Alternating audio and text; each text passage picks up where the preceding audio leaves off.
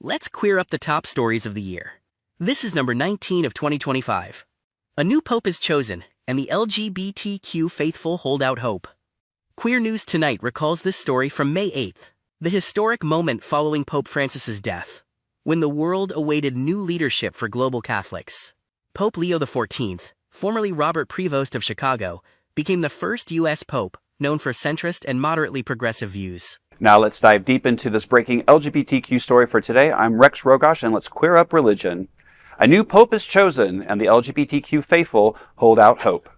After the death of progressive Pope Francis, the world waited for the new selection of a new leader of the world's Catholics.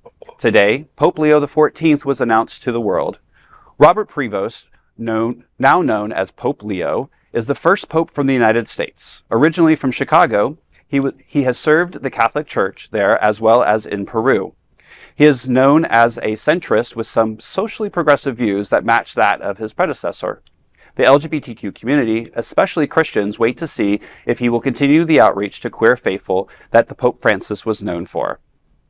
So I know that I look like I have dressed the part of popedom today, but the Pope is definitely, to most people, a political figure. To others, he's right up there. His picture is hung in their house. They look for him for guidance on everything. So it should be interesting to see somebody with American values and American culture, which is completely different than the rest of the world, how he perceives the world and how he reaches out to the world, because I do think that we approach things in religion slightly different. So it'll be interesting to see his point of views. I think it is actually more fair to say that he is more generally American pope, since he actually served, since he actually went to Peru and served so long, for 2 decades, that Peru made him a citizen. So this pope is not like Dolan or other of the more conservative, traditionalist wing of American cardinals and archbishops. This is more of a internationalist pope. He has already came out very strongly months before he was elected against the White House's policy of random deportation. He has said something that is not queer friendly back in 2012, but Catholic Church in 2012 is very different from Catholic Church in 2025, especially after Francis' passing. So I look forward to hear what he has to say. He might say nothing at all, to be honest. Well, and he's also been, kind of sweep under the rug, about pedophiles within the church as well. I think every archbishop has that sin on their belt. So, while he is centrist, he is still part of the Catholic Church. And look, I've always, been somebody who is very against organized religion. So I'm no expert on the Catholic Church by any stretch of any means. But I think it is going to be interesting having an American, even though he spent so much time in Peru, he's still American. He still has somewhat, American, I don't want to say American values, but, there's just a way that you have thinking here in the United States. It is slightly different than the rest of the world. So it should be interesting. Yeah. And I'm extremely cautiously optimistic. In 2012, I wasn't quite gay friendly and I turned out to be gay. So, I'm going to just wait and see what happens. Pope Francis also, and before he became the Pope, he also had a history of really conservative things. And a lot of people, President Obama wasn't quite for gay marriage, until his second term.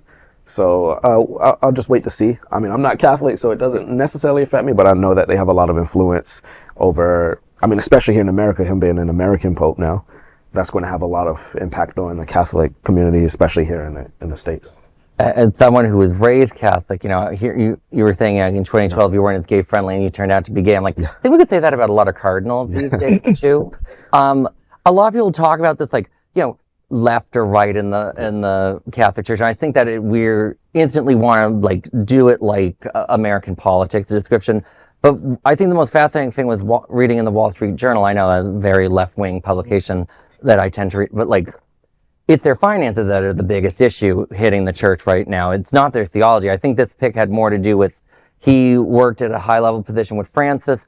Francis came in after Benedict. Benedict resigned a month after the Italian bank. So your bank is so messed up where you're not doing transactions with you anymore. Right. And that led to that Pope resigning in some ways. And it's just, that's how much of a big deal. Their pension system is a mess. You see all those pretty young men, those pretty Italian Swiss men that were doing all the military looking things the Swiss today. Yeah.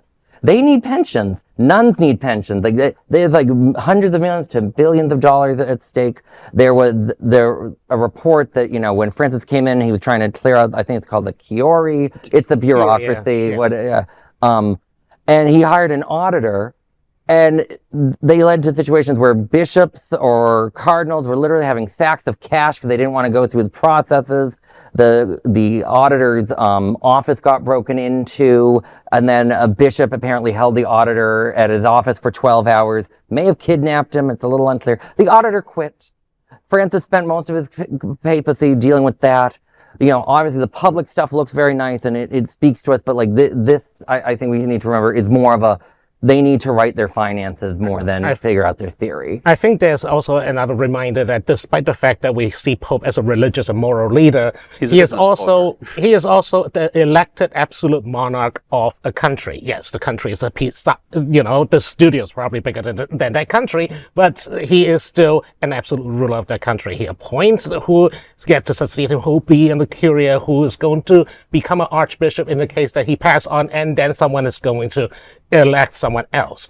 He had used an immense influence, and if that means that the candidate who got elected is a competent manager that can bring them back from the brink of financial ruin, so be it. No. Right, and I also have to say one last thing on this story is I just want to say, Pope Rex, you look divine today. For someone who's not into organized religion, you don't have a disorganized outfit. I thank you very much. We are bringing you a special presentation of the 25 most important stories of the year that we call the Top 25 of 2025. There is no other queer nonprofit media platform like this in the entire world. Support our LGBTQ stories by subscribing and sharing Queer News Tonight.